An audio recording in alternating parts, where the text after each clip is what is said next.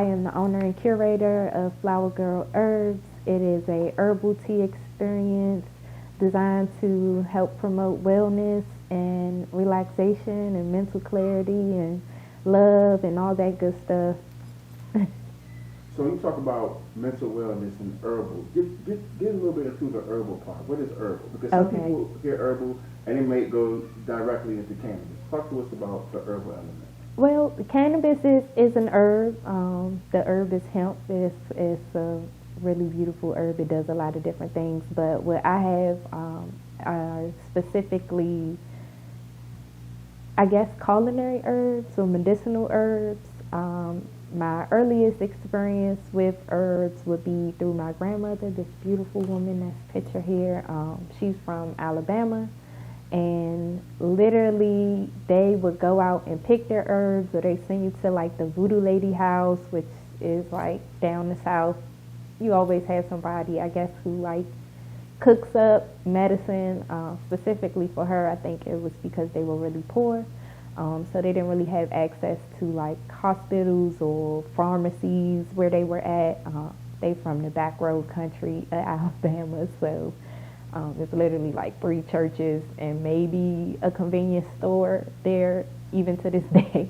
But she would make different tonics, which is basically like herbs and maybe some vegetables like onions or garlic, and she would concoct these magical things for any ailment that you have. I always remember her reading remedy books and just knowing what to do and when to do it to make you feel better. And she really liked the inspiration for this. I guess in my own personal experience, my earliest memory of just using herbs on my own was in college.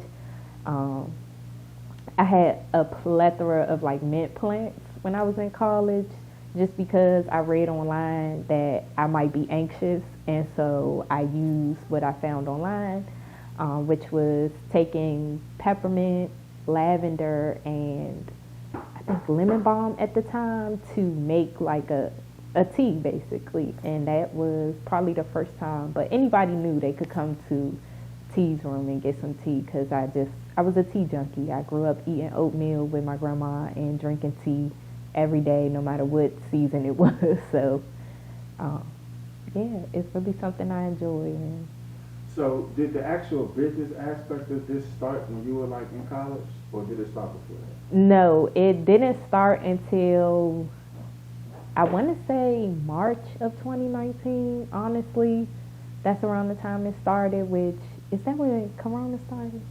Can I say that March, already? March the following year. Okay. March 2020, I think.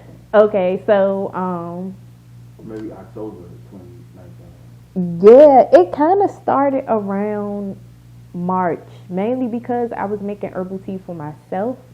And then, like, as COVID, I guess, picked up, I was being encouraged to share the teas with people, first of all, because they're good. People enjoy them. I also, at the time, was, like, experimenting with infusions, so a little bit of cannabis when I first started. But I wanted to be focused, and I knew just making people feel good was something that I wanted to do. Tea makes me feel good, so I figured, if I can make some teas, especially the one like my anxiety, which is the, I guess, updated version of the tea that I would make in college, which addresses anxiety and depression and just different mood patterns. So, yeah, I started the business around March 2019. I officially launched it in September 2019. I think by then, like, Corona was definitely underway. And so I just started coming up with different concoctions that I knew based on the herbs that would just help people improve how they were feeling, not just physically and like wellness wise, but mentally. I think this whole kind of predicament that we are in just really took a toll on a lot of us mentally as well as physically. So you have you have a wealth of knowledge as far as herbs. You said you got it from your grandma. Before I go to the next question, is that something did she tell you that's something that was like passed down to her, or is it something that she figured out how to do and she kind of just showed you? So I have been told by my grandmother that her mother was also really good with making different herbal concoctions. So I address myself, or I introduce myself a lot of times in my bio as a second generation or third generation folk herbalist, which is the, I guess, like political term for someone who didn't study plant medicine, but just kind of gained the knowledge through their, what is it?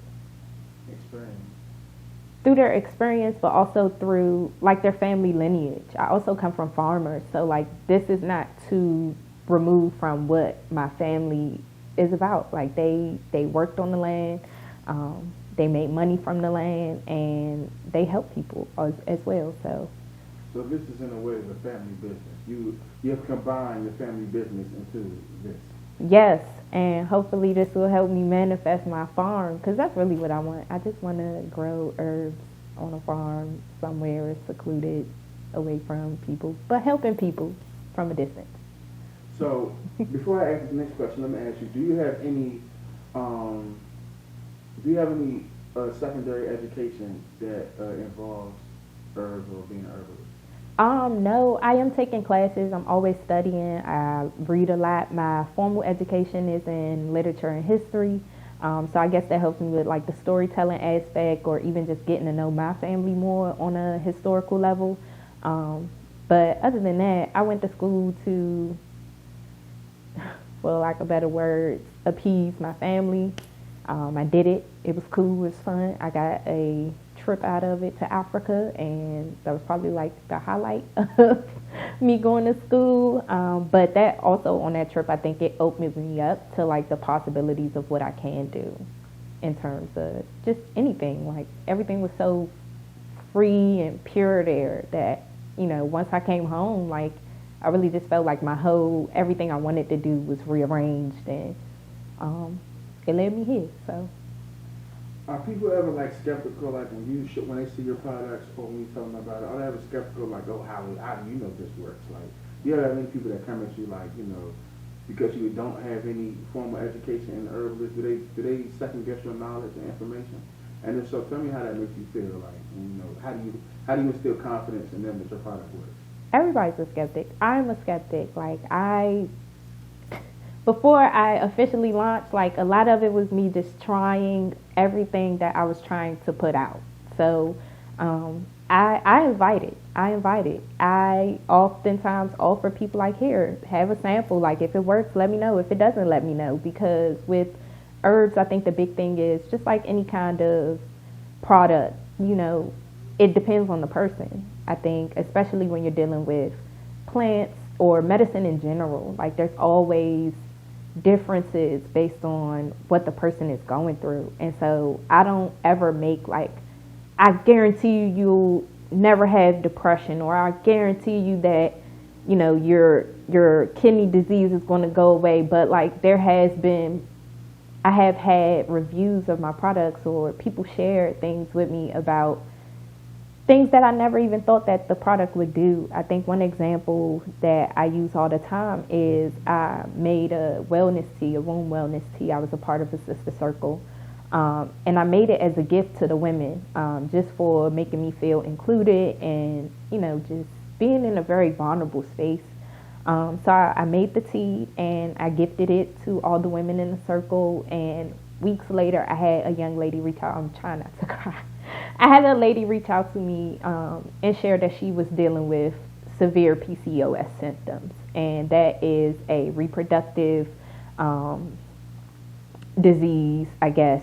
But it's really just a makeup of a bunch of different PMS symptoms that can be very severe. And I'm sorry to anybody who feels like I'm kind of like downplaying what it is, but I don't have it. I just know based on what it's been characterized and shared with me and what I've seen online. But her biggest thing was that her cramps were gone away. And, you know, again, I didn't do it with the intention to heal her PCOS. I did it with the intention to share something that I love with people that have made me feel good about myself. And oftentimes that's really all I can do, is share what I love and share what I know. and wait for the results to come back to me. So I don't mind skepticism. I invite it because I need the answers. I need the research, and it's all experimental.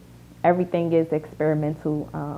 Not to say that it doesn't work. Like, I have people who make reports. I haven't had any negative reports. I'll say that, because I think the intention is for people to feel good, and that's what I've received so far. A lot of people saying whether it has made them just feel better in the morning, they feel more uplifted, or their cramps are gone. Like, these are all great things. Like, I enjoy it. Even if somebody tells me, well, this didn't work as well as I thought it would, or this didn't work for this, I invite that kind of, is it criticism or critique? I invite it because I need to know, because maybe I need to change the herbal combination, or maybe I need to up the dose of, or the grams of, I don't know, valerian root that I may have in this, because it's not easing the pain or making you feel as sleepy as you would like. So it really is just based on the person. And I don't mind it. I don't mind it. I'm very open to skepticism because I'm a skeptic.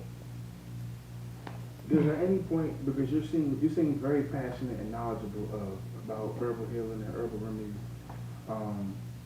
at any point does your passion conflict with the business side of it? I think I'm quite balanced. I am a perfectionist, so right now I have maybe 6 teas out that I'm really sure of. And I'm still working to produce more. I also do custom teas, but I think the business side is I know that these teas work and people enjoy them. And the passion is I want to put out more teas that work and that people enjoy, but I won't know until I put it out. And so I think that's the conflict, just wanting it to be perfect for people.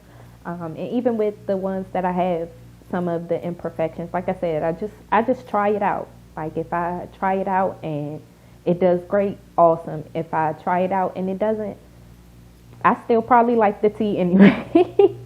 So, it doesn't bother me. There's a tea that I did more recently. It was one of my newest teas. It hasn't done as well, but some people come and they're looking exactly for something like that tea. So it's just, again, just me in my mind trying to make it perfect for my audience. But at the end of the day, I won't know until I just put it out there. So. Do you ever feel discouraged, like, as you go throughout this process? Have you felt discouraged since you've been on this journey as a business owner? Yes. I think it can be very daunting trying to introduce something to people, especially if they're used to doing things one way. I think the main thing about just being an herbalist in general is knowing that your biggest competitor is Big Pharma. So if you have a lot of people who, just believe in pharmaceutical medicine, not saying that it doesn't work, but they're a lot of times skeptical unless they're like into tea or they're into herbs, or, they're looking for a drastic change, then, but that's the main thing, like, to know that before these pharmaceutical companies make these pills, like, it comes from something, like, and 9 times out of 10, it's coming from a plant. It's coming from some kind of extract. It's coming from a chemical that they drew from the plant by doing some crazy process. So, like, just trying to get people to a place where they feel comfortable with just trusting and doing something new can be scary. But a lot of the times, I think because of my approach and sharing stories and just being transparent, that it's worked out for me. Like, it does get discouraging, but, like, literally the discouraging part is that if I don't stop, like, if I don't keep going, then, people won't be able to either make the change that they need, or they won't receive something that, could really be helpful to them. So I think that's kind of what I think about. And my farm. Like, I really want to farm, y'all. that keeps me encouraged. Like, if I don't sell this seed, then I don't get a farm. I can't grow my herbs, and then I can't help more people. So, yes, it gets discouraging, but I think I have the right motivations, so and the right intentions. So I keep going. You touched on it a little bit, but talk to us about how important do you think your product is, especially in today's age of like unhealthy eating, unhealthy habits, period, and what we consume and overconsumption of everything. How important do you think it is for a herbalist? Like, how important do you feel, and how important do you think their role is? I think my main role is to encourage people to take control of their health. Whether you buy my product or not, we can have a conversation about just how important it is for you to know what's going on with your body. One example I use all the time is that I tell people I stopped taking Tylenol in college. That's been over 7 years. I have not used a pain reliever. And at that time, I was only drinking like green tea. So I wasn't drinking valerian root or skullcap, things that like specifically help with pain or using Nervines that help with pain.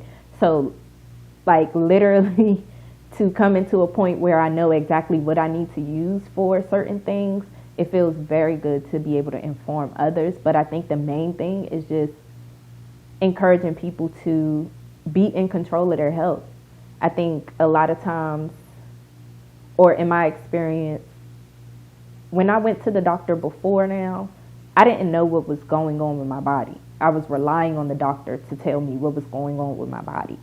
And that's a very scary place to be, because as we've seen in the last year and a half, like they can literally tell you just about anything if you're not in touch with your body, your own health. So that's scary for me, which was why it was very important for me to figure out a way to kind of tap into myself. And from tapping into myself, and honestly just wanting to heal my center, my womb area, which is honestly like what kind of put me on this path.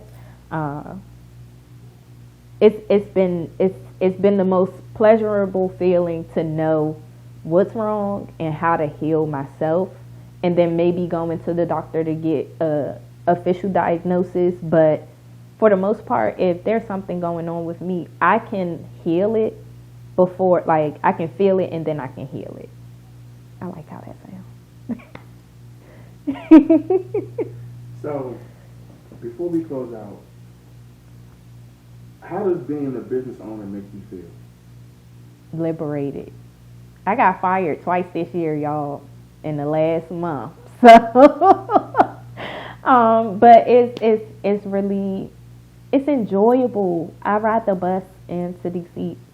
Don't do me, because I'm from the city, but I just had an accident, so I'm living in Maryland. Don't do me. But I ride the bus in with people who work for like government and stuff like that, and they just look so tired and over it. I'm on the bus, I got my headphones in, I'm dancing. Like on my way here, everybody just looks so sad. And I used to be one of those people looking so sad on the bus early in the morning, coming into DC, trying to make some money and not making enough to like sustain myself. And like I'm not saying this in a bragging way at all, but like I can make a couple hundred in a weekend with my business. And like at times when I first started, I was making more money than my paycheck and still going to work, because mentally we've been programmed that having a job means being stable.